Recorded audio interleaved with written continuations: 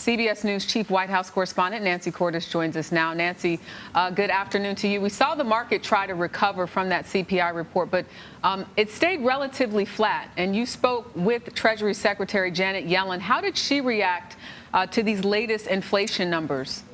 Yeah, we talked a lot about inflation in that interview, Jerika and Errol. And, she argued that overall inflation was flat last month, which is true when you look at the overall number. But that's only because while gas prices went down significantly, the cost of everything else went up. And that's why you ended up where you did. And so we talked about the fact that the price of just about everything is still going up, that inflation has not peaked as some economists had hoped. She argued that there are a number of reasons for the continued increase in prices. She said some of it has to do with the pandemic, some of it has to do with changing consumer patterns.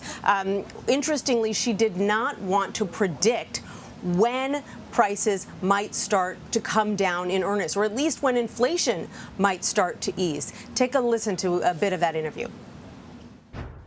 We got new inflation numbers yesterday. The price of just about everything went up again last month. Were you surprised by those numbers? What's going on? Well, overall, prices were almost flat last month in August.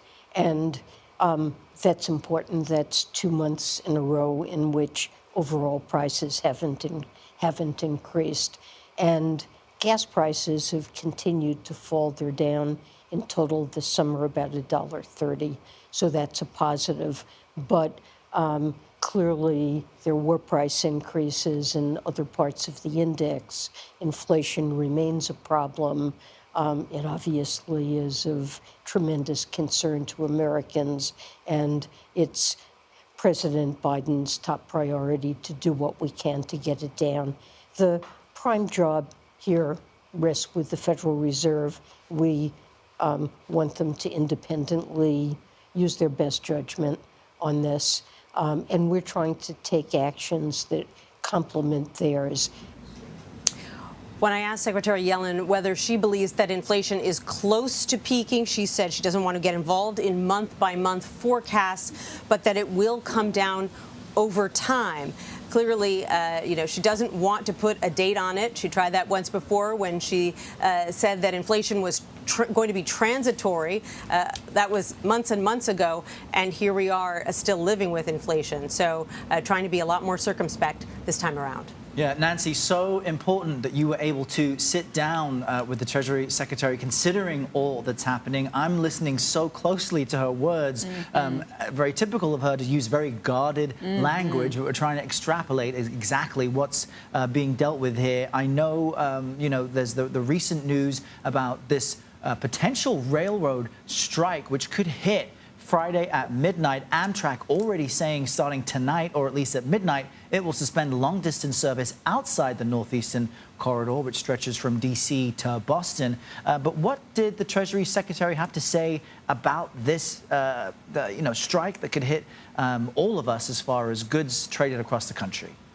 Right. She was very frank about the possible effects of even a short-term rail strike. About 40% by some estimates of all U.S. freight travels by rail. And that means that a strike could have very instantaneous effects on the way that Americans get their goods. She urged the parties to keep talking. She herself is not involved in negotiations, but several of her cabinet colleagues, including the Labor Secretary, the Transportation Secretary, are. Here's what she had to say about the status of those talks. Up to 40% of all freight in this country moves by rail. We're talking about food, auto parts, UPS packages, of course, semiconductors. What impact would a rail strike have on already high inflation in this country? Well, it would be a significant impediment to shipping goods and to create supply chain challenges. It's certainly something we don't want to see happen. I would simply urge the parties involved in this dispute to work hard at the bargaining table, to stay there, and to do everything possible to reach agreement by tomorrow night. If this labor dispute is not resolved by Friday night, then we could see a strike. That's something that no one wants to see happen. And already we're seeing some effects. There are some agricultural products, sensitive chemical products that are being halted. Those shipments are being halted because the people who are sending them don't know if they're going to reach their destination on time. Amtrak announced today that it is canceling all long-distance trains starting tomorrow on Thursday because some of those trains run on freight rail tracks. So even if this problem does get solved in the 11th hour, it is still going to have an impact on an economy that is already struggling with high prices.